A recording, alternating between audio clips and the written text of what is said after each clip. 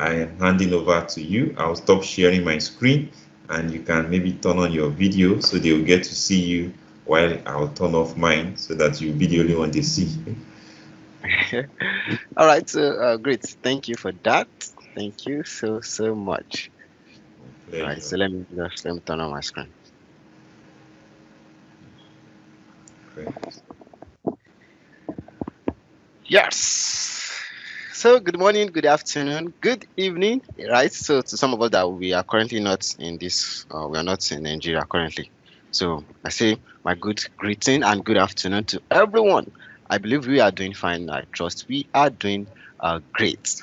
Yes. So thank you so much, Mr. Michael, for having me on this platform. All right, to share my few my knowledge. All right, around uh, corporate finance modeling.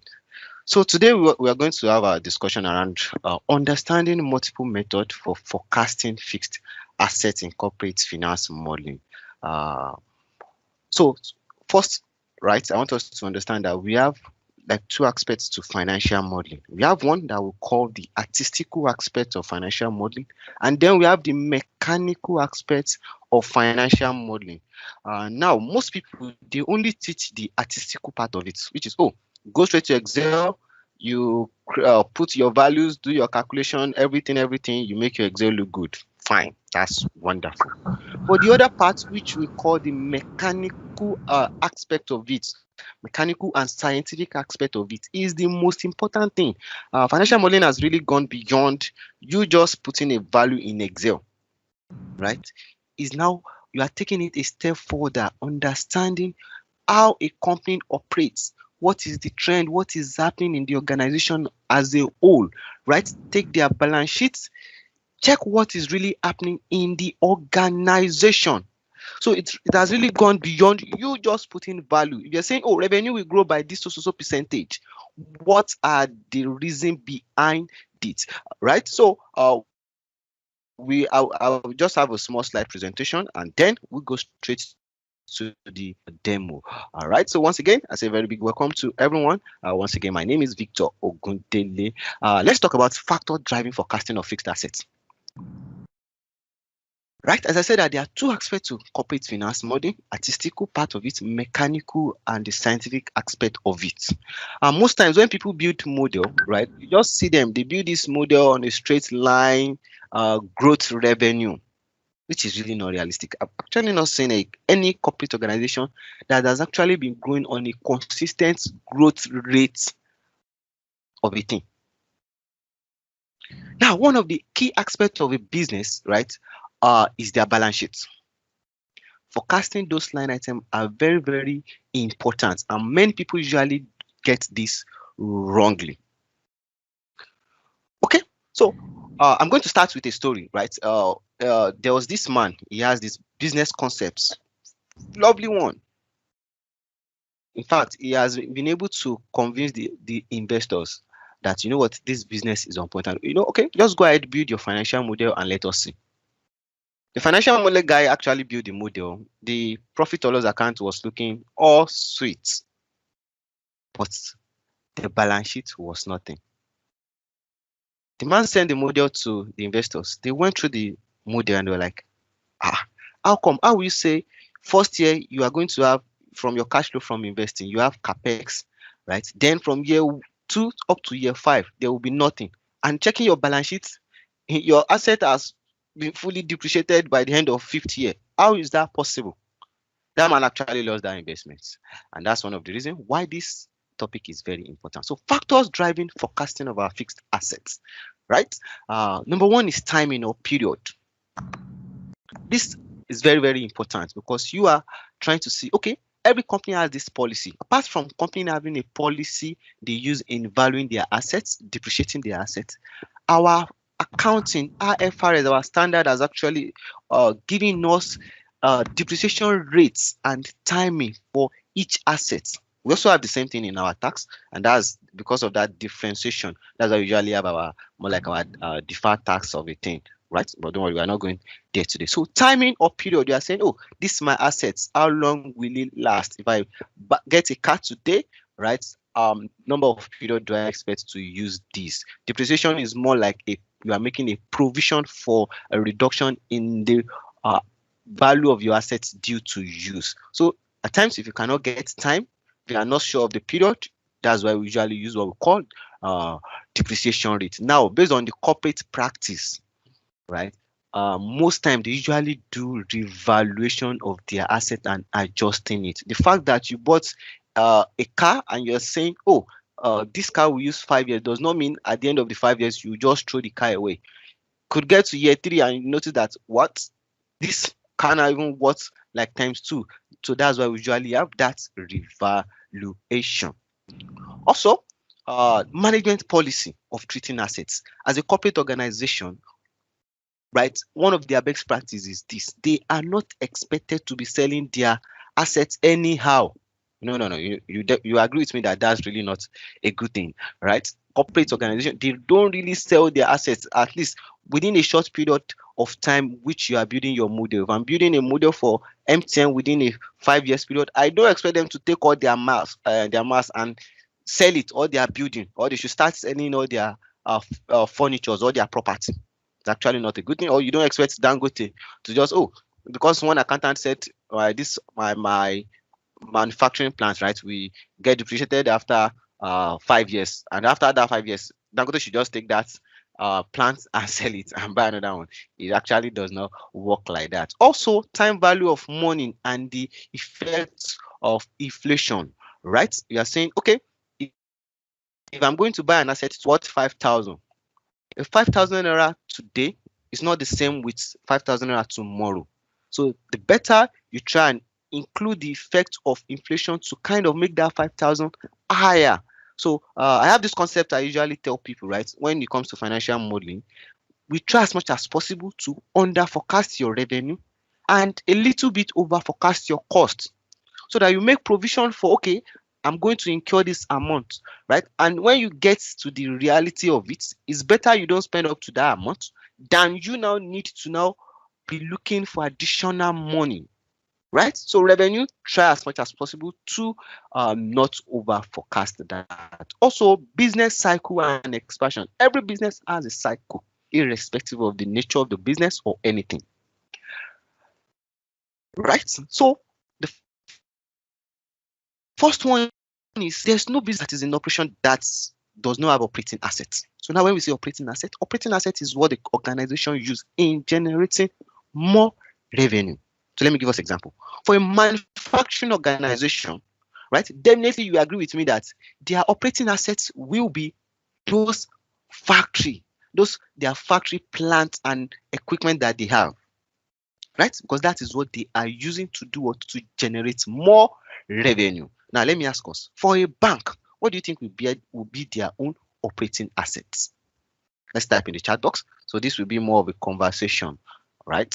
So we'll be using more of our chat box. So let's type in the chat box. For a bank, what do you think will be their own operating assets?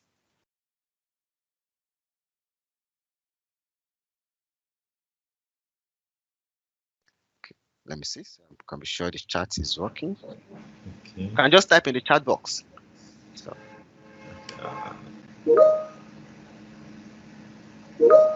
Okay. I think some people are already typing in. Okay. Okay, see.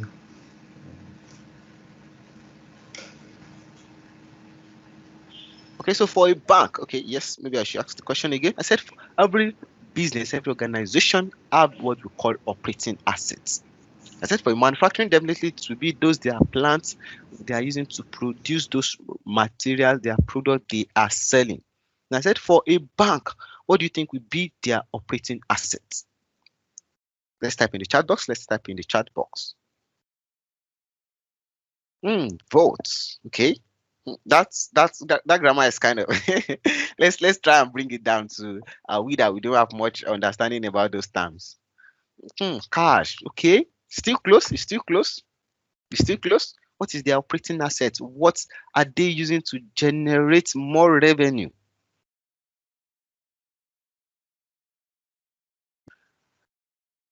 Okay, so let me just do. Okay, exactly. So for a bank, it is that loan. Yes, loan. It is that loan, right? Though most times when it comes to bank, especially we in Nigeria here, we should not use Nigeria as an example of a bank business operation, right? The core activity of a bank is to give out loan to customer. They charge interest on it, and they have their interest income. So operating assets for a bank definitely is that their loan and advances, because the more loan they give out to people, the more revenue they get. For a consulting, right, definitely you have those their office equipment, laptop, computer, and everything. But the most important operating assets for a consulting firm are those human resources, right? Because that's what they are using. Okay, great. So operating assets is what the organization now converts to revenue. They manage their costs in order to have a good profitability. Now, from profits, they now have cash. And one interesting thing about cash is they don't just leave cash in the business, they invest it back into the operating assets in order to generate more revenue, right? Manage their costs, have a good profitability stand, and then convert to cash. So profit is not the same thing as a cash. A business can be profitable and cash deficit.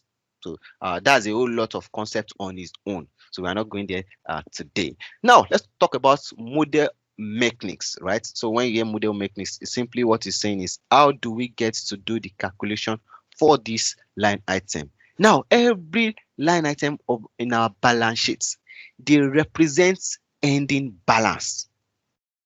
I want you to put that at the back of your mind, right? Every line item of our balance sheet, they represent ending balance.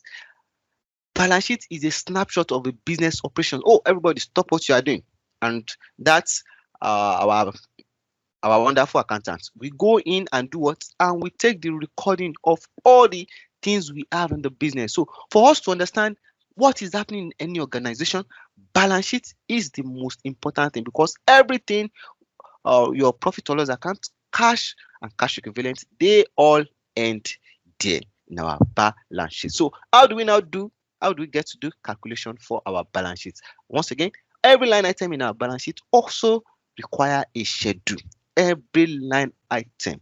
But today we are focusing on the fixed assets of it. And let me just run us through those type of schedule. So for our fixed assets, right, we usually use what we call BASE. BASE. So it's more like an acronym, which means B stands for something, A also stands for something, S stands for something, and E stands for something. So for our B basically saying, oh, for me to do a calculation for this line item, definitely I must have my beginning balance. And my beginning balance, for us to get a beginning balance for any period, what will be the formula? What will be our beginning balance for any period? Let somebody type in the chat box so that I can see we are flowing together.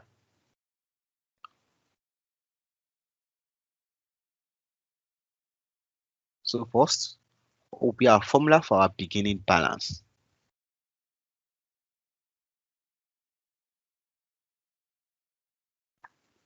Let's make use of the chat box.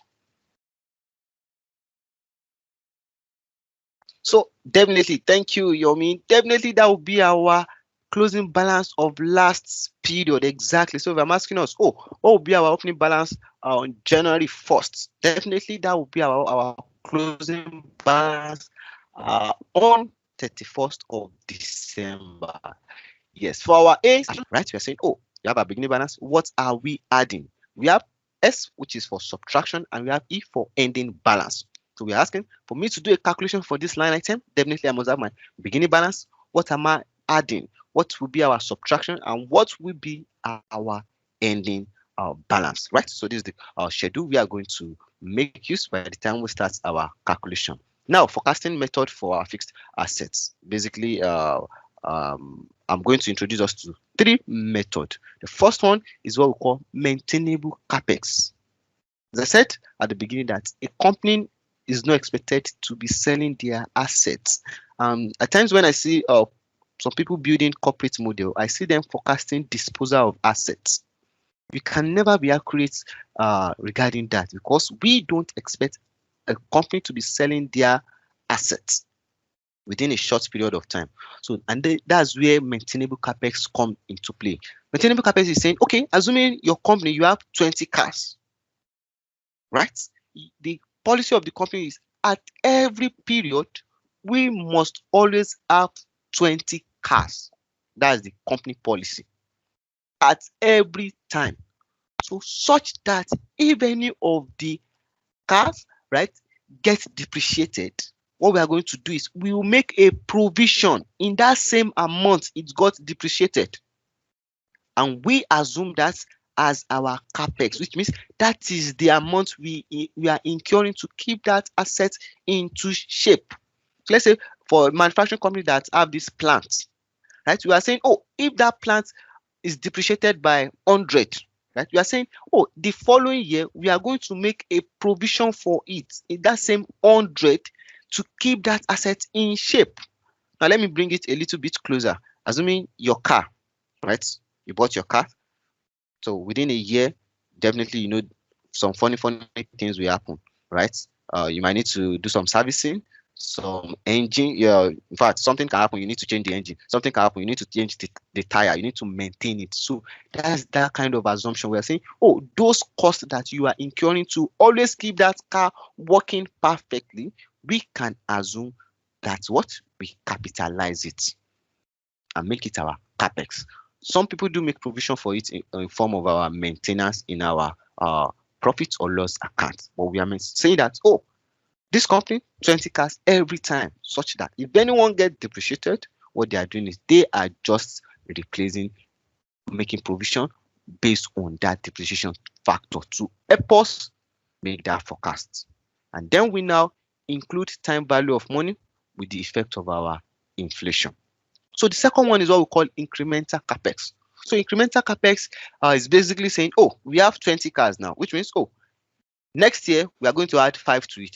Oh, another year we are going to add 2 to it. So this is basically based on management decision. And when we are building our corporate modeling, right, we usually, you can get that information from our director's reports. They can give us idea in the annual report. Oh, we expect to incur this so amount in this coming year in order for us to be able to increase our reserve and things like that. I think it's always common. We are building for an oil and gas company. They will we try to incur this in order to increase our reserve base and things like that. So this deals more with management decision. And the third one is what we call our asset turnover. I'm quite sure we all know the formula for our asset turnover, right? Our sales divided by our average total assets. So we are now saying instead of total assets, we are going to take our fixed assets ending balance. I will say, oh, our sales divided by our what?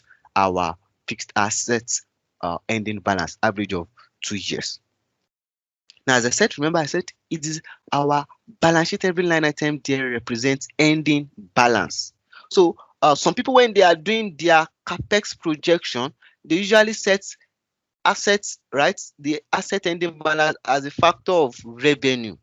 There's some school of thought that actually work with that.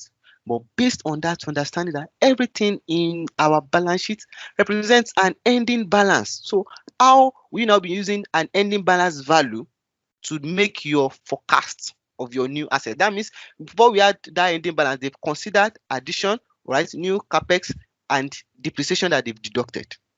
So I'm going to show us a better method to use and do that. Then the fourth one is what I call combined method.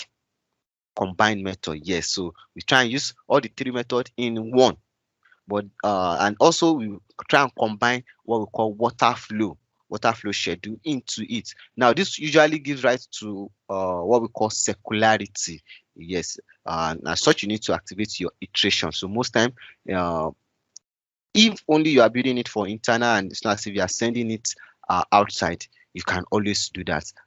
But when we get there, we definitely talk about that. So let's go straight to our demo. So please, if you have any question regarding what we've done so far, I would just like us to call my attention to that. Are we good?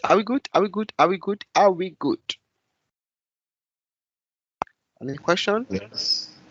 Checking. So far, no questions. But if you have questions, please do drop them in the chat box. I will always pass the questions to him. Okay, so we're good, sir. All right. Okay. Thank you. Thank you. So now let's go straight to our demo. And what we want to do is just going to show us the method, right? Those methods that I've listed for us. Now, when we are building a model based on standard, based on fast standard, there's a way your model should look. So currently now you can see I have my input worksheet. I have my input worksheet, as you can see on my screen. So you can see the way my model is. There are some people, whenever they are building their model, right? They will have revenue inputs and one worksheet, expenses, assumption and inputs, another worksheet, balance sheet, input and assumption, another worksheet. But you know what fast standard is saying is this: anything related to your input should always be in your input worksheet. No matter how long your input, your assumption is, right, put everything in one worksheet, right, in order to make it very, very accessible, so that it will not be too much. Then make use of your outline. So with what you can see now, right, I've actually sent this to a client, and the client was like, hey Victor, I can't seem to see anything in your Excel. And I was like, oh, okay, but there are really a lot of things there. So if you see here, I have number 1, I have 2, I have 3. This is what we call outline. If I click on my 1, you can see that everything here, more like your heading 1. If I click on my 2, you can see sub headings, and if I click on my 3, everything we have there will be open up. So the standard is saying, instead of you having multiple worksheets, just put everything in one worksheet and make it look good like this, such that if I only want to see my financial extracts, I can just click here, my capex assumption, only these parts, while I have other parts collapse. Okay, so let me open this up. Good. So let's go straight to our first method. Now, when I'm building my model based on our fast standard, I try as much as possible to make my model well structured. And in doing that, right, apart from maintaining the same structure throughout my worksheet, I also try as much as possible to make my formula simple, such that it's easy for anybody to check it out. Now, I always try to link all my inputs to my schedule first, to my calculation worksheet. I really don't like it when I'm saying, oh, inputs B27 plus inputs B30 something. It's kind of stressful a little bit. So what I usually do is I'll just try and link that up. So let's create our PPE schedule. So we're definitely going to have our beginning balance. We have our addition, so which will be our new assets. New assets. Then we'll have our less, which will be our depreciation. And then we're going to have our ending balance. Great. So whenever we are building out our schedule layout, the first thing you usually do when it comes to corporate finance is to link your base year. Your base year is the same thing as the last historical value in our financial statement. So the first thing, I've come here, type my equal to, come straight to my financial extracts, where I have my property, plant, and equipment. So this is my ending balance, and I'll click enter. As we said, our beginning balance will always be our closing balance of previous year. Type my enter. Now I'll just come down here and do my ending balance, just to create a layout. Beginning balance plus my new assets, then minus my depreciation. I press enter. I can just highlight everything like this to the right and press my Ctrl R. Now we need to do calculation for our new capex. So this is the first method, and we're saying what the method we are using now is what we call maintainable capex, which means we don't expect them to sell the assets, and as such, we try and maintain the assets. So to do that, there are some factors, variable we will need. So the first thing we need our inflation factor. I'm going to tell us the reason why we are linking that. So I'll type this. So because of relative referencing, you can just paste this to the right, and let me make this percentage, and also your cell, every value in your cell must have a description. So what I'm saying now is any value you see in this that has this dotted cell brackets, they are being linked from another worksheet. Now we also have what we now call inflation index. And what inflation index usually do is this. Most time, if you are building your model, it can be quarterly. right? So, and the inflation we have here is actually yearly. So that inflation index will also help us to, it will consider period as well. So as such, let's have our period there. So we just want to do our calculation for our uh, inflation index. So this empty cell plus 1. Remember, this is our calculation worksheet, so we cannot be typing anything hard coded inside it. Then I'll come here, let me type my inflation index. If you have any question regarding any terms I'm using, please, I would like us to call my attention to it before we go deep into this. All right, so to do that, we have our formula equal to, open my bracket, 1 plus my growth rate, which is my inflation, right? Then raised to power, open another bracket, my period, then minus 1. I'll close that and press enter.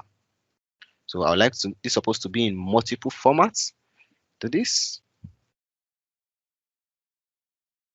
which this is telling us that, you know what, the value of any money in year 1 is the same.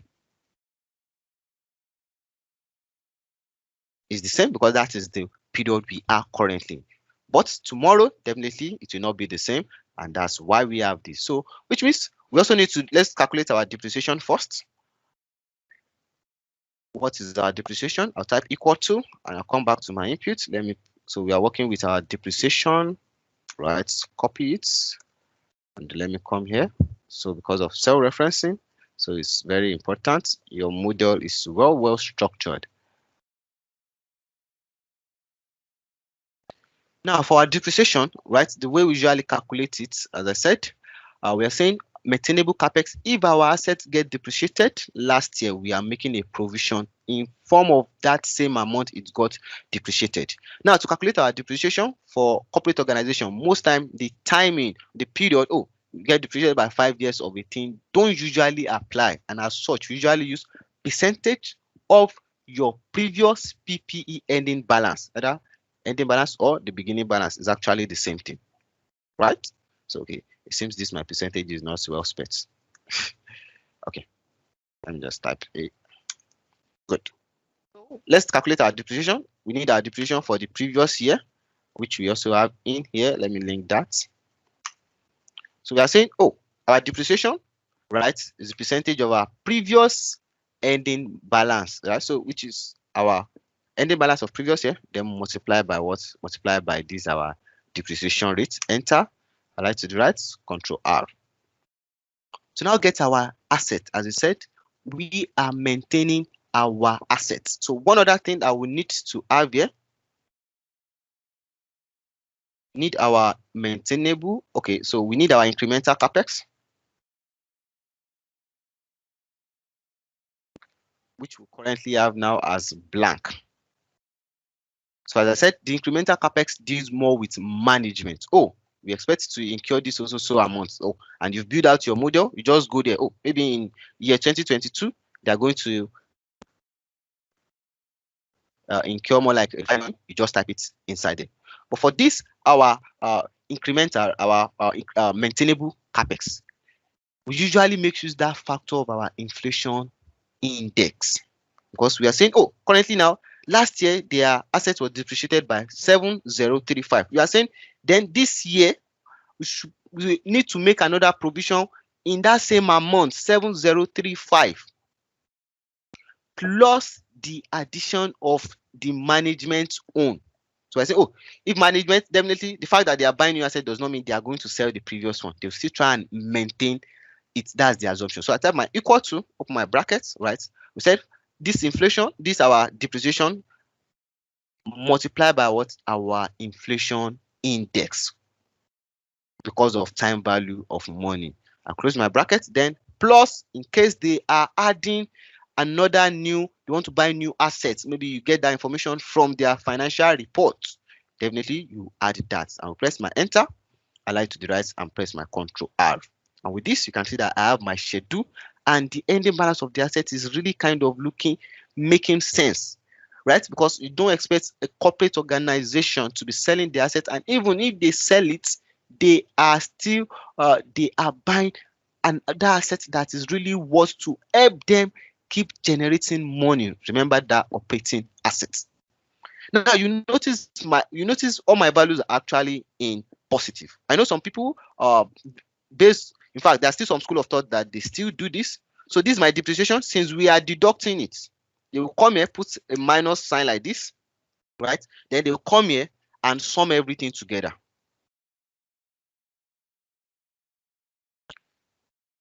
So this is just example.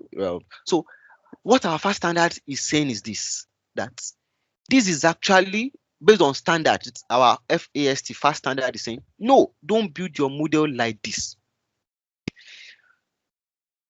None of your model value should have a negative, except for our net loss in our profit or loss account, right? Our retained losses, our cash going out in our cash flow statement, and maybe our negative growth in our inputs assumption of a thing, right? And we have what we call BCE schedule, which is more like our change. So our change can either be a positive or a negative. The standard is saying, you know what, leave everything in the absolute value, then come to where you have the formula and specify and put the formula better so that someone can understand this. A colleague of mine kind of built a model a while ago, sent it to a client. There was the part of the model that's supposed to be in negative, but the client did not know. He just typed equal to just link and did not put the negative. The whole model got scattered. They had to send it back. Like, what happened? It took like 3 hours before they now realized that, oh, this was what happened. So most of those standards, they've been called out of people experience, right? The standard is saying, you know what, put everything in the absolute value, come to your formula and type what you are adding and what you are deducting. Not everybody know Excel. Not everybody understand what sum function is actually doing. Right? So this is our first method. This is our first method. Are we good on this? Do you have any question, clarification before we go to the second one? So we can unmute our mic if you want that, or better still, type in the chat box.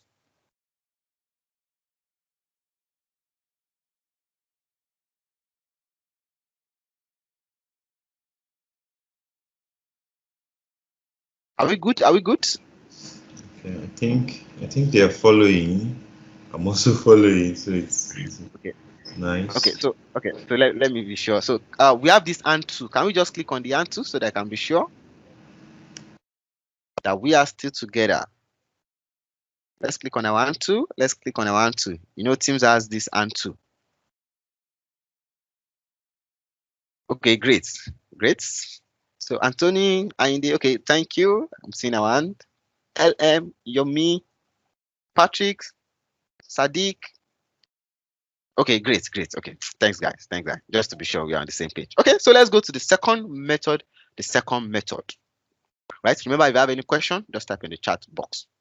So since you understand how we've been able to create this schedule, we just have this already. And I said, anytime the first thing you do is you link your ending balance of our PPE, you link that to your balance sheet extract, right? Ending balance, this is equal to my beginning balance will be equal to my ending balance of previous year.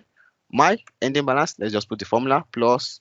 Okay, so this second one is kind of different a little bit. Now let me move too fast. Right. So this one I usually call it, I call it work back method. Right? And what we are using here is what we call our asset turnover. Right? So let's just assume we want to calculate our asset turnover. Definitely we need our revenue. So I will link, let me bring my revenue here. Let me copy it.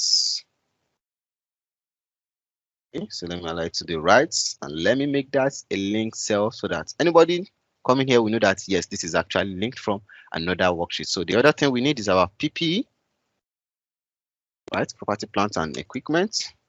Let me copy that. I think we have only for 2 years. Oh, let me see. Okay, so I think I've connected to the wrong one. All right, so this 2019, 2020, which I hope this is correct as well. Okay. So we need our assets for 2018. So let's just start from 2018. Let me copy this, cell referencing. We have up to here. So what we want to see now is we want to see our fixed asset turnover. So instead of asset turnover, we just focused on our fixed asset turnover. So let me call it fixed assets turnover. Now come here to get our formula that will be equal to our revenue divided by average of last year ending balance and this year ending balance. So we usually make use of the average because of timing. timing, right? So let me put this, let's put it in multiple.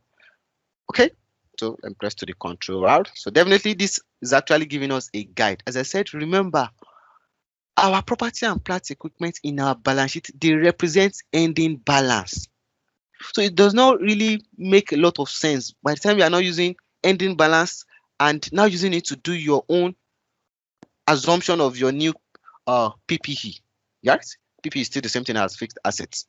Okay, so now we have this. This is actually giving us a clue that okay, this company, right? They seems to have a consistent fixed assets turnover, which means they are fixed assets to their what, to their revenue.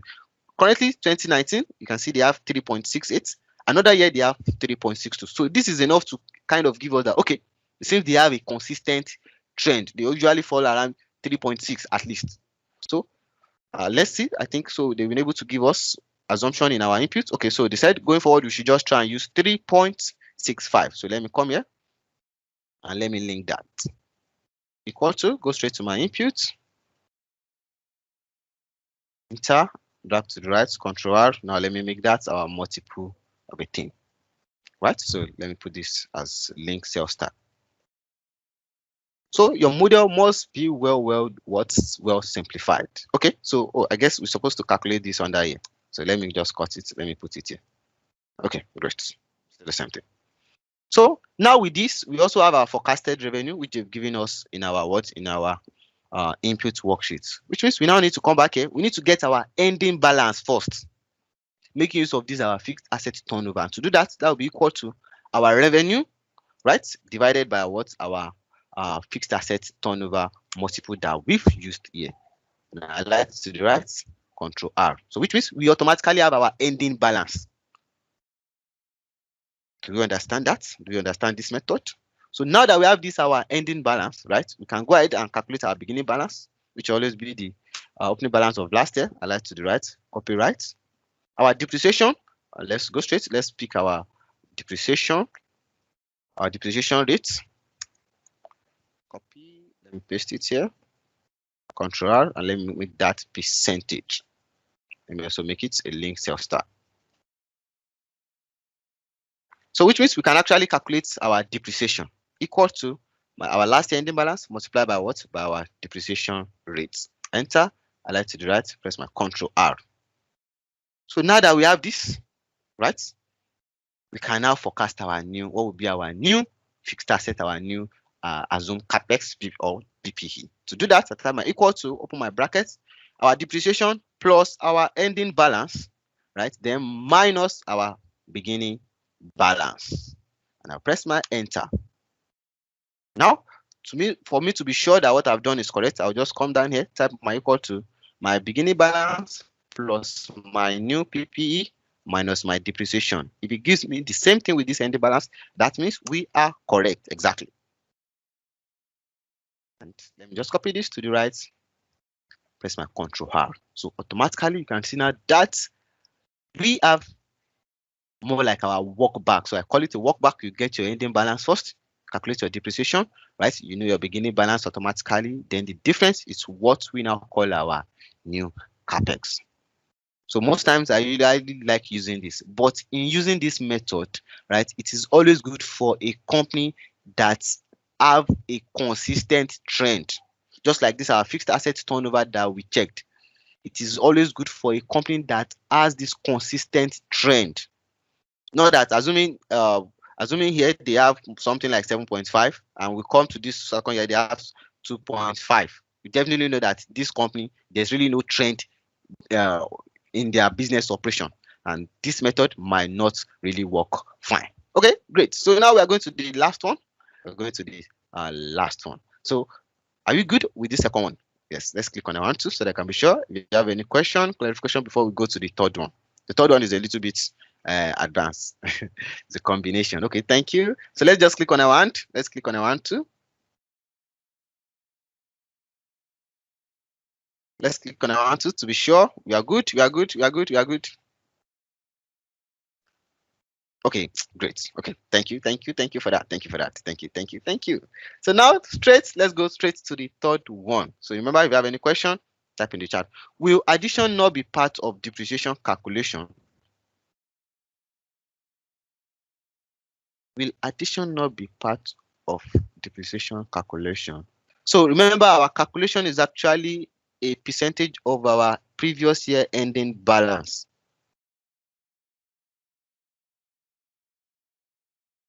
Right? Am I getting that question very well? Will addition not be part of depreciation calculation? Should I ask if maybe you should unmute and talk to you? I think yes, that would be great. Mr. Yomi? Mr. Yomi? Good afternoon, sirs. Yes. Yeah, good afternoon to you, sir. Well done, Mr. Victor. I was thinking that the addition of assets for the period should also form part of depreciation calculation. Sorry, I may be wrong, but that's what I'm thinking. If we have opening balance of assets that we are going to use to generate revenue for that year, and then we bought some assets in the course of the year, and we still have to use the asset that we bought in the course of the year to generate revenue, I thought that should form part of. Okay, perfect. Thank you. Perfect. Now I understand your question. Good one. You're thinking ahead already, and that is why we are going to the third one. That's why we are going to the third method, right? So I said, if it's a company that has a trend, you can make use of this method, right? And also, most times, right, the fact that the company, when you buy an asset for the first year, company they don't set much depreciation on new assets like that. In fact, there are some companies that they will say, you know what, if you are using if it is over 5 years, the first year should just be half of it. Instead of a 1 year, they will just use more like divided by 2, because they assume it's actually a new asset, so you don't expect it to just depreciate like that. In fact, some management, they really don't buy into this our accounting job thing. I built a model for a client. The client was like, Mr. Man, can we remove this depreciation? It's really making my business as if it has loss. I said, you know what? No, but you just need to have it there. Then when you go to your cash flow from operation, you can now compare that to your EBITDA to be sure that this is the real profitability you are having. Yes, I love that, and that's what is taking us to the second one. So let me create our schedule. Our beginning balance.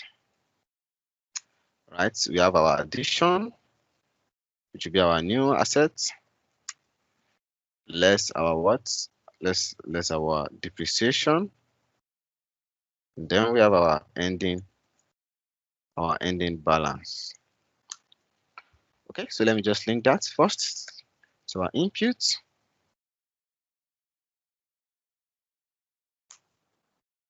our beginning balance will be the closing balance of our previous year, and put my ending formula, beginning balance plus my new capex minus my depreciation. Great. So we need to calculate our new assets, and let's check our inputs. We already have our new assets, our new capex being given already. So just assume it has been given, since you already know the first method and the second method. Come to my inputs, my new capex, enter. Is that here? Is that here? Right. Now, back again, as I said, most time when I'm doing my formula, I usually like linking my assumption to my calculation worksheets. So you can see it's kind of makes it very easy for someone to audit this model, and they don't need to be going to another worksheet before they can understand what I've done, right? So instead of, this revenue that we brought here, we could have linked that to our inputs, but it will now be reading our inputs something divided by input something. Then you need to be cracking your brain to now go to inputs to try and see where the variables are. But here you see that it's very easy for you. All you just need to do here, come here, right, and just go straight to your input if you want to see where the assumptions are coming from.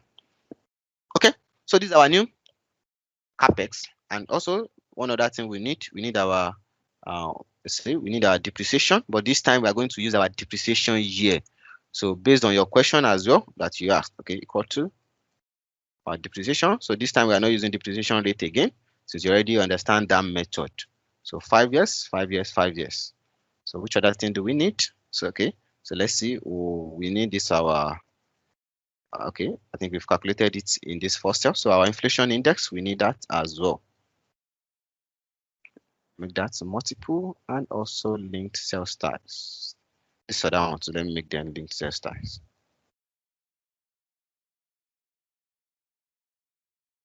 Okay, so let's go ahead and we want to do our depreciation calculation.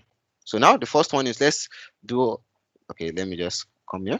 I'm going to call it our depreciation waterfall. So that is what we want to build now.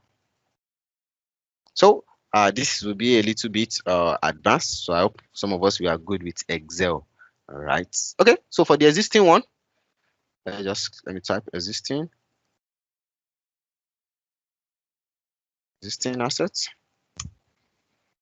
So let's just assume, let's keep this. Okay, you know what we do? So I'm trying to mix those methods very well. So instead of using this our depreciation for this one, let's make use of our depreciation rate as well. So you can see the combination of all the methods in this one. So percentage, and then also link that as well. Now come here. This is our existing asset balance. So I just come here, our existing asset balance, which I'm going to keep constant, right? Then multiply by what? Our depreciation rate. So to the right, so definitely let's keep that constant. Now to our depreciation for the new asset. As I said, is waterfall. So first thing we need here is we need this our year that we have up here. I'll need that here. And let me just make that.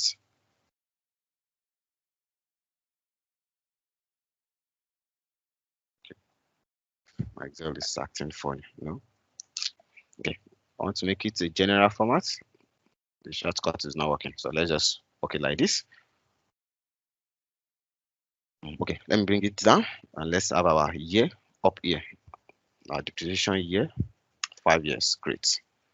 So it's a waterfall method. Yes. So as I said, it's a little bit complex. So let me copy this. Okay, and let me copy it. Let's just use transpose formula.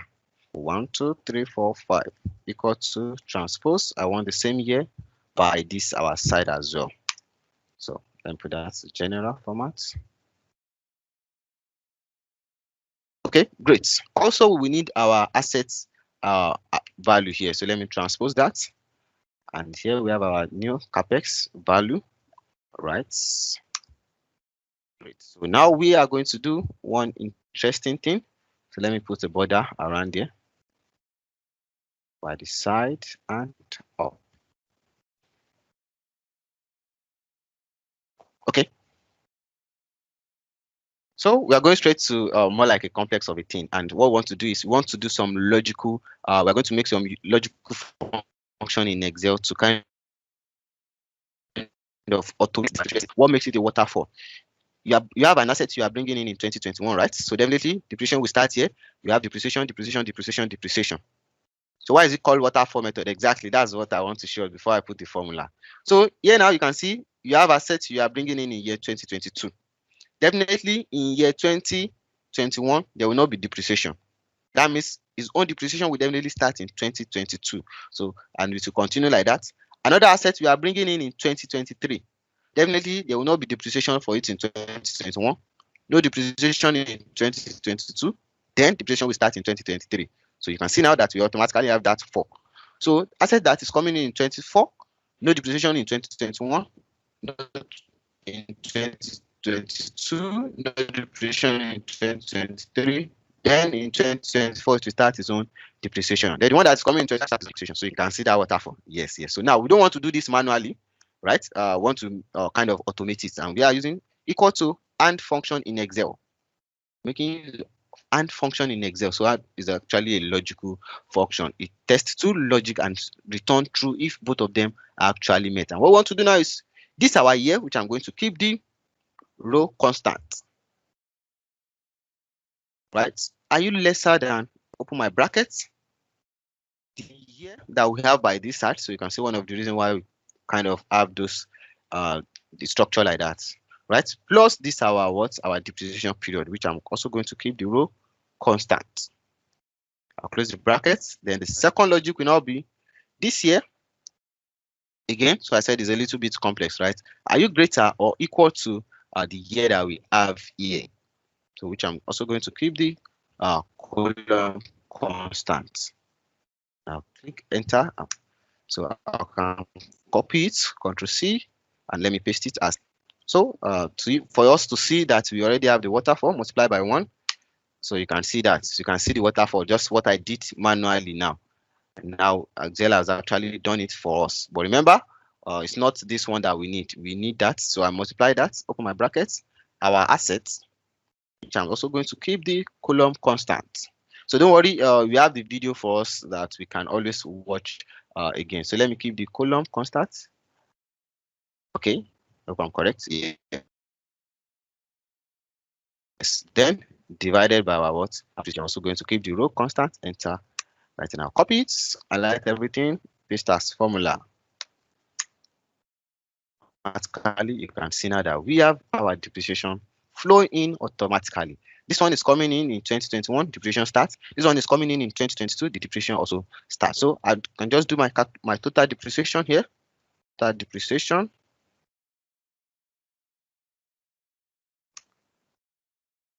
I'll come here, equal to our existing plus our new capex.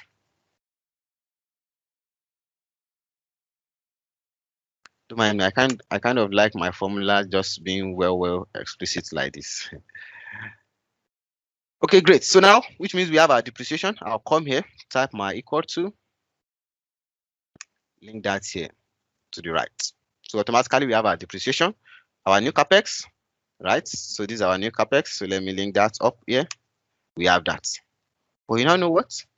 Based on our maintainable capex method. Remember our maintainable capex method? So this is assumed to be more like a management management assumption, management capex.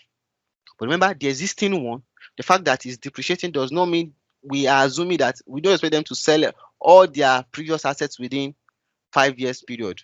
And right, so as such, they will also be maintaining that. And that's why we now give back to that or other method. Open my bracket equals to open my bracket, right? Our depreciation factor,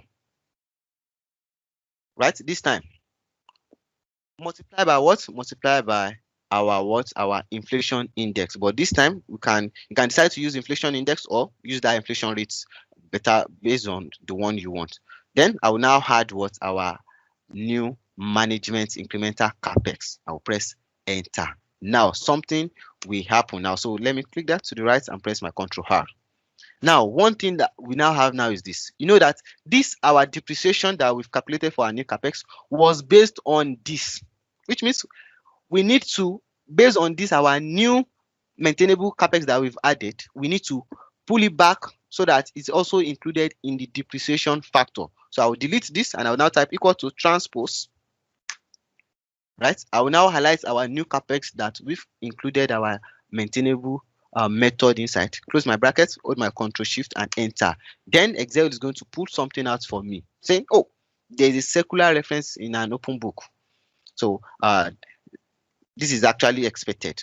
And why is that? Remember, this depreciation that we have here, we got it based on this calculation that we did previously here.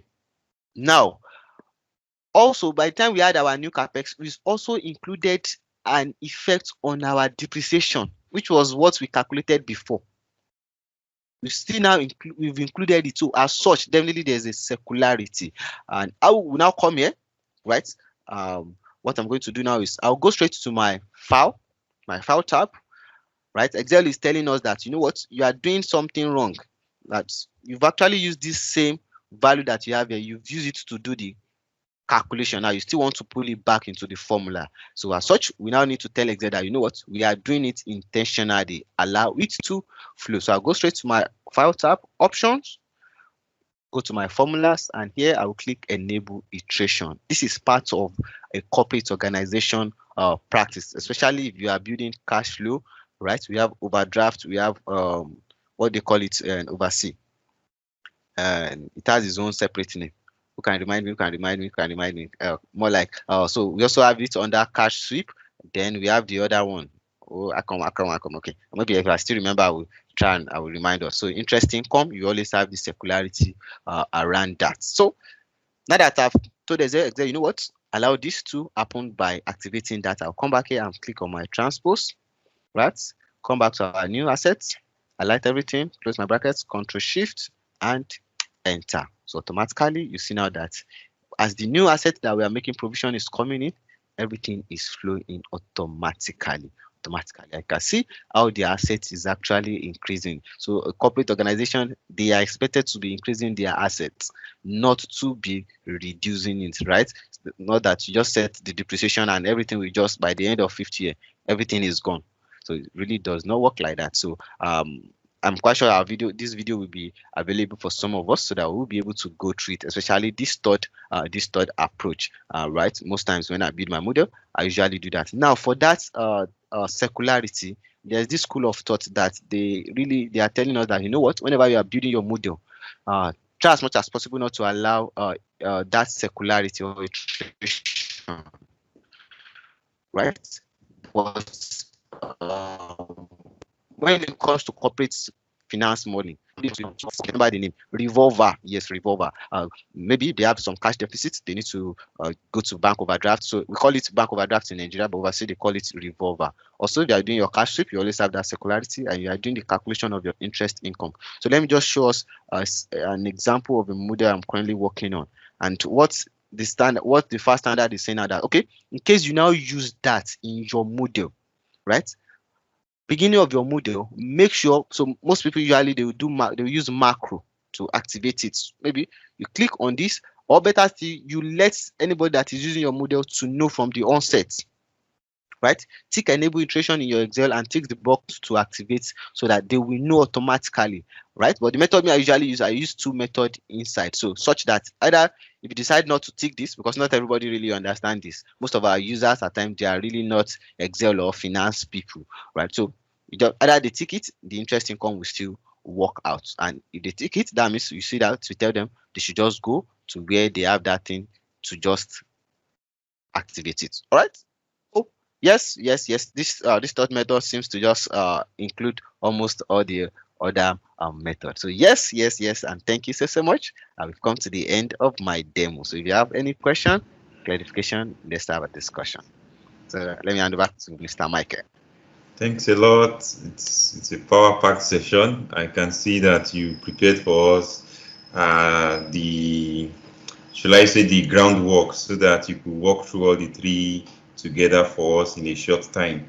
And like you kept mentioning, I know some people will want to walk through the formula. I particularly like the waterfall approach, and the formula is different from what I normally use. So I'm going to also go and watch the video too and check out, maybe play and be pausing. So thank you for that. Anybody has a question, you can unmute and speak. So we are a small audience, so it's not there's no need in saying just type. You can unmute and speak. Yes. Mr. Patrick, thanks for joining. Who are the people? I know them very well. Mr. Yomi, let me just check again who are the known faces to me. So if anybody has any question too, before we go to our planned questions. Good afternoon. Okay. Good afternoon, sir. Yeah. Good afternoon. Thank you, Mr. Victor, and thank you, Mr. Michael. You know, it's been an amazing session, and I really appreciate you for this your time out. Okay, mine is more of a comment, and I will appreciate if you can share the worksheet for us to be able to go through the formulas used. Yeah. Oh yeah. I was expecting that. Thank you very much. I think I just saved it, so let me share it with us. Okay. Thanks for that. Anybody has any question, Madam Gwei? Sorry, and also the presentations, please.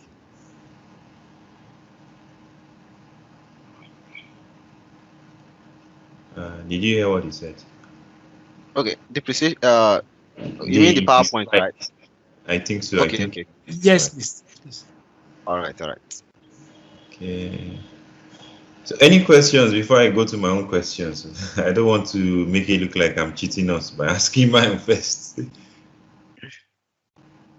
Okay, going one, going two. Okay, so I'll go to my own questions.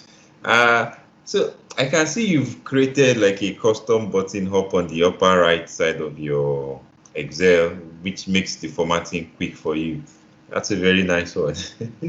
So okay, yeah. yes, that's on the upper left. Sorry, I said upper right. Upper left. That place where the custom formats pop out. Yes, that place. So was it like you had to do it from scratch, or just I want to see? I want to just hear about your, the reason why you decided to use that approach. Okay, So let me. Yeah. Yeah, so let me open my MTA Excel for us, and just the normal way you have it in your home. So now, when it comes to modeling, right? One thing we try to do is we try as much as possible to make sure your work is well simplified. It's not about the tool, right? But it is about how you make use of that tool to get your work done efficiently. Most of my friends usually do it. They will give them work in the office, like 24 hours, but like they will not do it. They will not even touch it. But let's say 1 hour before the deadline, they will just go to Excel, because they know all the shortcuts, they know everything. They get done within 30 minutes, and they will be telling the supervisor, "I've been on it since yesterday." Right? So it's not, it's about how you make use of it. So now, number one is, especially for we financial modeler, you see this part where you see as front. So under each tab, you always have the sub tab: home, clipboard, font, alignment, number. So we are saying this font is actually a sin for you to use it. Do not use it. Make use of cell styles. So each cell styles can actually be, you can define how you want it to be in your own format. Right? So what I've done to that my own is I actually deleted some of the cell style that I don't want. So we're saying, assuming I want to send a work to a client. So it's something that have actually happened before. So I make this kind of color. So let me say I go to my cell style and I put it as, okay, input cell style. And I send it to the client. The client said that, you know what, Victor, I really don't like this color. Can you change it? And I've actually used this color more like close to 1 million cells. You see that it will not now make sense for me to be going back one by one and be adjusting. So instead of that, if you make use of cell style keeps that formatting for each cell. So I can just come here and I can modify this. So just like the normal way you have Control-1 to be doing that formatting one by one, you just do that before you start the model. So I can change the fill color to something like light blue, click OK, and you see it just changed automatically. So assuming I've used it like 1,000 cells, it will just update automatically, kind of make my model look neat. So the other thing is, because as I said, working efficiently is important. So any function you usually use most in Excel, you can just create a custom ribbon here and just put it there, such that if you press Alt-1 on your keyboard, my Alt-1 now if I press Alt-1 on my keyboard, it will bring my format cell. If I press Alt-2, it will bring my cell style. If I press my Alt-3, so you can see 1, 2, 3. So that's just the way I've made it. And also you can see all this heading style, right? If I decide that I want to change this color, I just need to go to my cell style, my heading. I'll just modify, format, and just change the front color. If I want it to also be red, I click OK, and you see. So it will adjust in all the cells immediately. So that we always encourage that you use that and kind of make the model look neat. That's it. The funny thing is, when you know something and you're seeing, you've never thought about using it in this way, and someone is explaining that, like, this thing that you've always seen here, that if somebody asks you what does it do, you can say, and then you've never thought about using it to achieve a much bigger useful stuff. I'm very grateful. This is one big learning for me from there. I'm already seeing some things that I do that, in fact, I will start working with that approach. So thanks. Another question I have is, okay, I think, yeah. So the next question, again, anybody has any question in the house? Because these are usually the wrapping questions. I want to ask the last two questions. No more question after these last two questions. One more afternoon, everyone. One Yeah, more. I want you, Victor Ogundele, to just go through that the application of what you have just done now. Okay. Font and the labeling style, the sales style, one more time. Because I have to be sincere with you, I'm guilty of using the normal one, the general one on the ribbon. Although I don't like this default font once I open my Excel. So what we use more in my office is Arial. So once I open my Excel, I just highlight all the cell and the workbook, just click on Arial and I start working. So please just go through it one more time. Thank you. So for that one, right, you can actually predetermine your Excel font. You can predetermine that automatically. So instead of you doing that, you go to your file, go to your options. Let me see, do I still remember? I think that should be okay. So under general, you can see use this as a default font. So you can change your own. Excel automatically is set as Calibri. Before it used to be this Arial. So they now updated the Excel, I think under another version. Then they switched it to back to Calibri, and the whole corporate organization just started using it as a corporate font. But me, I still prefer this font of it. I still prefer this area of a thing, right? So you just predetermine it. You click on this and you click on your OK. So whenever I'm building my model, this is just a sample for us to see, right? And it's also based on the normal typical corporate organization of a thing. Whenever you are building your model, every cell in your model must have a very clean and clear description. So before I start doing anything in my Excel, this is almost like the first thing I'll first of all think through. What are the values that I will be using in my model? So as you can see now, so if anybody open this model, they go straight to the cover, straight to content, and then cell style, so that they understand, oh, these are inputs with short explanation. Cells in this format are hard-coded and can be changed. Formula cells that contain calculated value and must not be altered. Leave it the way they are. Link cell style, cells in this cell styles are linked from other cell, another worksheet. So you do that. So as you are doing it, right, as you are creating it, you go straight to your home. So maybe let me just do an example for us.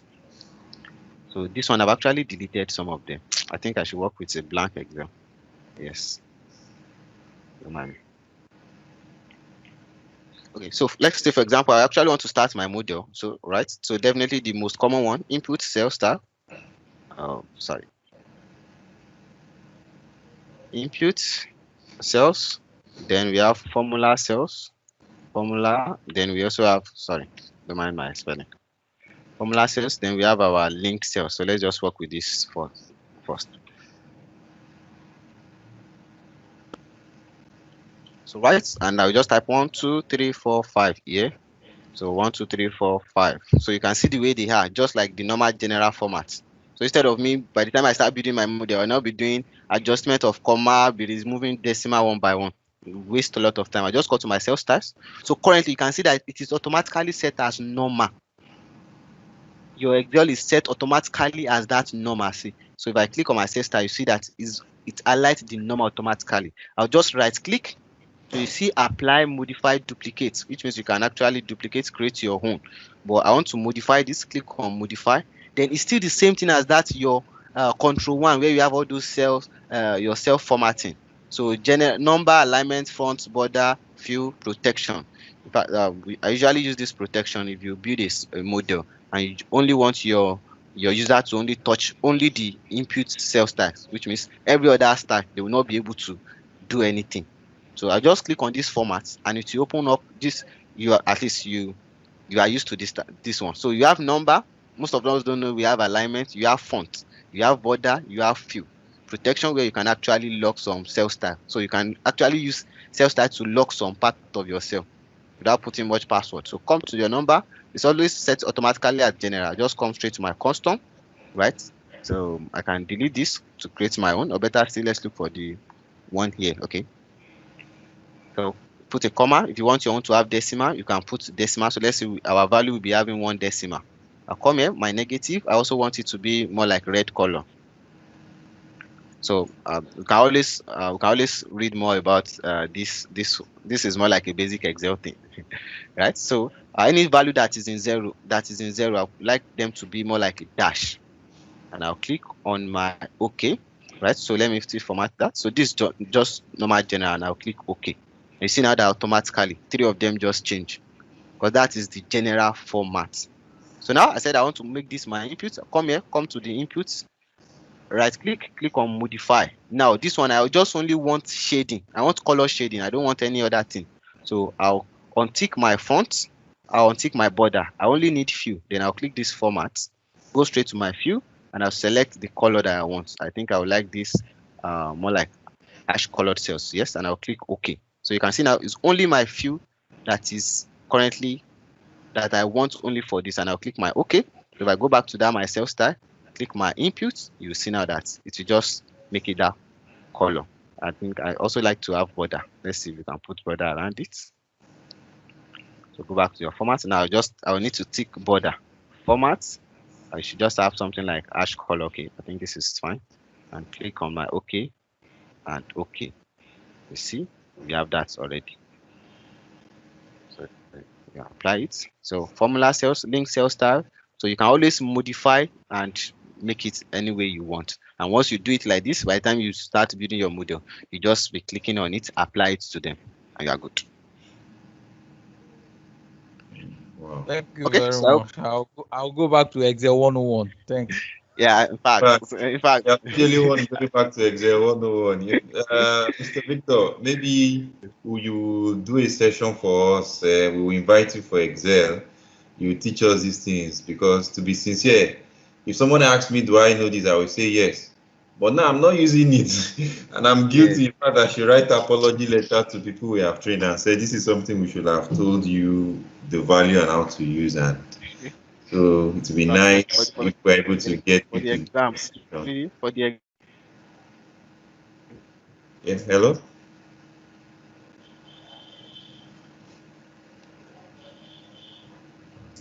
Exam, FMI exam, it really helps because you have limited time.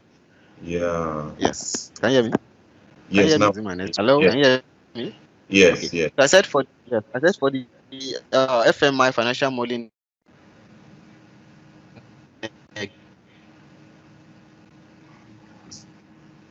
exam, you have limited. So you need all these things like this.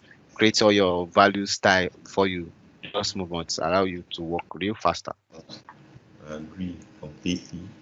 Anybody has any question? Thanks again, Mr. Victor, and thanks, Mr. Ladi, because from the question that you've asked him now, man, I've also gained many things. Please, can you share the demo worksheet? Yes, he has agreed that he will share it. So because of time, I think I just go to the last two questions. And so also too, we want you to do, it would be nice if you can make time for us to do a session on this formatting. I think it will be better to do it on the Excel so people don't think it's just for financial modeling that this knowledge is useful. Okay, so maybe we'll talk after and I'll try and, you are difficult to grab hold of, but so we'll try and see which day you can spare for us for the Excel, and then the larger house will be able to benefit. So the last two questions. Question number one is, tell us your journey. How did you get into this space? Like, has it always been your plan originally from, God knows, maybe from age 1, age 2, age 3 years? So that's actually a good question, right? I hope one of these days I will have a webinar where I'll just tell my story. So, in fact, from school, right, I'm supposed to be a dropout. Let me tell you the truth. I'm supposed to be a dropout because while I was in school, up to now, most of my colleagues still don't believe this is the Victor they used to know. Because me, class, far from it, I was really much into music. Wow. In fact, when I got to 300, about going to 300 level, I wanted to change to music department, or maybe I should just leave school and focus on music. Well, something happened along the way. I met some of my clique, right? I think that adage that said people you kind of work with to really kind of mar you, right? Make you all, they destroy you everything. So they're like above me. So I'm like the last of them. So they are trying to bring me up. So those are the kind of people someone's supposed to be working with, right? So they're like, one of them told me that, Mr. Man, don't go and do music. You can always do music without certificate or anything. But this one, don't worry, we'll put you together. We'll finish it. If you've done it up to this extent, Mr. Man. So they kind of put me right, and I finished, then straight to Abuja. Then I started accounting job. So nobody actually taught me Excel. right? So there are some things I'm kind of good at trying to figure it out myself. So my office then we had like 10 departments. So recording, transaction, and almost daily basis you do reporting, accounting, reporting, management, cash, and everything. So I had to automate everything with Excel. Then I got to a point I'll just get to office. It's not assume as if I'm doing nothing. So I've actually automated all the process. I just put one value here, and everything. Now, what is our sales for yesterday? What is this? I will just answer everything. So I got bored, and I like, no, this is not what I want. Then I came across actually somebody wanted to employ me to come and be doing. So that was when I started my working from home of a thing. There was this company, they get job from USA, and they just give it to you. You do it, send it back to them, they send it to the customer, and they pay you. Then they wanted to bring me as a business consultant, writing business plan. And when the guy saw my CV, like, okay, I'm accounting and everything, the guy just sent me one model. I can never forget that model. And said I should walk through the model. That do I understand financial modeling? And he's going to ask me in the next 2 hours what I think about it. And I went through it. It kind of makes sense. I know Excel of a thing. I know accounting. So I was able to connect, and I told him, yes, I know this. And that's how I started. That's how I started financial modeling of a thing. So nobody to teach me at all. And as at that time, financial modeling was not important in Nigeria. As at 3-4 years. In fact, I told my uncle that has been in accounting world for a while that I'm going into financial modeling. He was like, what is financial modeling? Mr. Man, is that you're an accountant or you're an auditor? So I had to move. I went back to Ife for like a whole 1 year. I was in my room, just like this corner in my room for 1 year. I was working, learning on my own and everything. And they said, whatever thing you're good at, keep doing it. One day, they will find you there. So that's how I was able to. That's how the journey was. What's really, really crazy. Really crazy. But I think it's actually been the best because based on my lot of experience and working with white guys, there's a way you will do a job. A white man will ask you a question than a Nigerian man, right? A white man will never ask a question objectively. He will ask you subjectively. So if you are saying revenue will grow by this, what are the things around it? Why are you so sure? They want 100% explanation. But you see that Nigerian man, once you see your work, Mr. Man, why will you say this thing will grow by this? You don't know this thing. They will just write off your work. But white man will never do that. They will ask you a question that you need to go back and even ask, okay. So there are a lot of things that most financial models they usually get stopped, especially assumption. Most startup, like this is the thing you can. You don't imagine you build a model for someone. Year 1 there's capex in the cash flow from investing. Then from year 2 to year 5, cash flow from investing is blank. Then you go to balance sheet. You see that balance sheet by the end of year 5, the company does not have any assets. Does it work like that? Does it work like that? So those are the things that really, really helped me. So the journey was really rough. It was tough. I will not lie to you. It was tough. Imagine building a model and someone is giving you 5,000 naira, a whole complete model. That's why I said most times, right? If people only see the big picture. They don't want to see the rubbish you've built. I've built so many rubbish models. Right, so that's from there. It's from there. I've actually built a one acquisition model. Right, the person wants to acquire hotel. What like $1 million dollar transaction, and I was paid 20,000 naira. I did it, and those were the things that actually I used in bringing myself up to be at least all-rounder in this area. So, but because the focus was really not on money as at that time, it was okay. Let me know this thing first. Let me know it. Just as long as so my up to 150 financial modeling projects. In fact, my first job that I got there, VI, the man did not believe me. Say how come? How come? So people really don't want to do the dirty. They don't want to do mistake. That's just, let me put it like that. Yeah, a lot of mistake. From the one. I built a model for one Nigerian man, and he told me, Mr. Man, you don't know accounting. You don't even know anything. Are you sure you went to school? Yes. Financial modeling can really. If you actually build a model for someone that really want to follow back to back. I built a model for one KPMG guy. I was like, sir, okay, I know you are good, I know this, but this is financial modeling. It does not work like the man said, Mr. Man, do it like this, do it like okay. I went ahead and I did it like that. He took it to investors. In fact, he came back being humble. Like, Wow. Victor, you know what? Everything you said, just go ahead with it. So it's part of the experience. You see some guys, some people will try to act, no, I know how, I know this, I did that.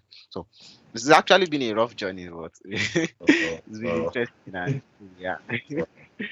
So part of what I'm supposed to ask you as the last question, you've answered some of it, but please, I want you to give a lot more as you can say, because many people, they want to hear about how they too can, someone starting out now, whether someone starting from ground zero, no accounting knowledge. I don't know if you want to customize the answer for that kind of a category. And then those who are even already in the accounting, they're even in a job within the financial services, or they are in a job that is around that in finance and accounting already. But financial modeling is like a pain point that they want to get as many guidance. What advice will you have for people maybe in the two categories? Maybe different answers or the same answer. I don't know. Okay, for the first one, for people that don't have accounting background, right? The world is really kind of changing so fast. In fact, when this pandemic happened and we had to switch down, my boss asked me, I was like, oh, I did this was what I was doing for more than 1 year before I got here. But above all, based on the first question, there's really no way you can do financial modeling without having accounting background. Is very important. But thank God everything is kind of well simplified. You can even go to ordinary YouTube, no accounting. I can categorically tell you, it's not all accountants that know accounting. I will not lie to you. Yes, me and you, we know. We train people. You see someone that is chartered, and you be like, okay, this is this, this is this, this is this, and the person will look and you'll be like, wait, but you are chartered, right? So this is more like a 21st century. You can learn everything. As my boss usually said, he said he wished he never studied accounting. He has gone for economics. Then he can now jump into ICANN and use it to know. So this everything is easy. Accounting, you can go to YouTube, learn basic things about accounting, and you are good. You don't need to be 100%. You are not expected to be chartered. It's not related, right? You don't need those things. Basic financial modeling deals with basic. Finance is so flexible. One thing I love about it is that it's not do by fire by force, do your own like this, do your own like that, right? So you can go online, learn it at your own pace. There's really nothing much about it, because financial modeling, all we are doing is double entry. But if you tell you that, see, what you are doing is actually double entry, we might scatter your head. so because by the time you do adjustment for here, you do, and balance sheet is still balanced, they'll be like, how is that possible? Yes, one chartered accountant have actually asked me that question. So it's really not that you need to study accounting, but you can always go online, learn those things. It is a necessity for you to have that skill. Yeah. So for some of us that we're already in the world and you know accounting already, right? All you need to do is learn the basic, learn the principle. Whereas financial modeling is actually a skill on its own. It's a profession. Once you know the basic, you know the principle, you are good to go. And that's one of the reasons. Do not try to learn on your own. Not everybody can be like some of us, right? Not everybody that can be like some of us that we were able to sit down and have a whole 1 year to get the whole full concept doing research. Learn from the best people so that they can take you through necessary things. I've seen someone calling me and was crying. Victor, I actually got a job as a financial modeler, and I got to the job, they gave me one stuff and I don't know how to go about it. So learn from the best people. That's the best way for you to move faster. It's not everybody that we have this long time. Like, we all can be lucky as we have to be able to learn everything on our own pace, right? So know that you can know it. That's just it. There's no magic to it. There's no magic. So the more you go, the more you realize that you don't know. Now, I was telling my colleague that it seems I will go off this financial modeling because the more you go, the more you realize that, okay, it seems I don't even know anything, right? So I'm currently doing we have what we call Financial Modeling World Cup, where everybody from the world. So I'm also part of them. stage 1. So I think another stage is coming up this March. So the higher you go, the higher you realize that God. Interestingly, this that you mentioned, interestingly, one of the finalists, I think the guy maybe has won twice. So we are trying to bring him on. He has agreed to come. It's just dates. Andrew, I can't remember. His surname is a bit difficult to call, but Andrew something. So he's going to come on one of our sessions maybe later in the year. So to be nice, maybe one of these days too, you share your own experience on it, because not so many people are aware of it. It used to be model of, right? It used to be exactly. It used to be model of. So it'd be nice if you can share your experience with us one of these days. So carry on. Sorry for the interruption. Yes. So it's actually a skill you can learn, and also, as I said, learn from the best people. A lot of people can build model, but not everybody can actually build a model, because they went to learn from one guy that is telling them bring 5,000 naira, I will teach you financial modeling. There's no way to it. You can't learn financial modeling within a week and you think you know it. No, it takes time. The more you build, the more from close to my 150 model that I've built, I can tell you 100 out of it, they have different problem they are solving and different thing you get to learn from there. So if you have a career and you want to switch, right, you already have a good background with your accounting and you are doing more like day to day. So going into this will really not be hard for you. And also you know Excel. So move with great people like Mr. Michael, register with them, get trained, better way of getting things done. And trust me, you'll be fine. No magic to it. Thanks a lot. And Victor is a trainer. He works with one of the best in the space, the Brown. So again, too, I know his profile is easily to find him on LinkedIn. So I couldn't get the link right now, but if you type his name, Victor Ogundele, you can connect with him. So, it's a pleasure. Thank you for spending this much time with us. I'm trying to write all what you've said as points for people. So number 1, accounting knowledge is vital. So everybody, if you do not have an accounting knowledge, there's no way to it. It's the language of finance. Accounting is the language of finance. You need to get the language. But he said you don't need to now go back to school and start doing a bachelor in it. You can always learn, on the online and fill in the gaps. Number 2, get expert guidance. You might not be lucky to have 1 year to use to learn and the luxury and he even has accounting background too. So number 3, you need to also build. The more you build, the more you'll be better. Like you said, out of the 150 plus is built 100 different types, different things, not that one is exactly the same as the other. So thank you once again, sir. So I'm sure maybe once you send the slides and the workbook, I will get it across again. I want to check if it's possible for me to drop it, but I can't drop it in the chat box. Okay, that would be nice. Let's see if that works. If that works, then that's perfect. The chat box is really not giving option of sharing. I'm not sure I can do that. I have been noticing to even the last person we had, I think he tried sending us.